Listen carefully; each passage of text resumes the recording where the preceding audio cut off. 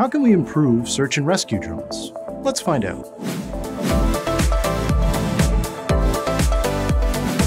Drones are great for going places that would be difficult or dangerous for humans, like buildings that have been damaged by fire or earthquake. But of course, these environments still present a lot of tight spaces that are too small for your average drone.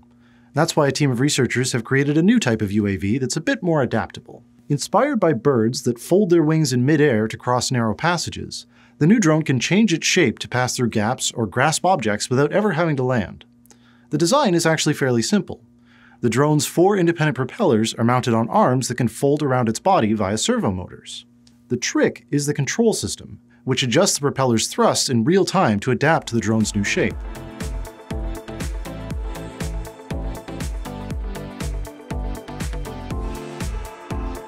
In the future, the researchers are hoping to improve the drone structure so that it can fold in all 3 dimensions, and develop algorithms that will make it truly autonomous.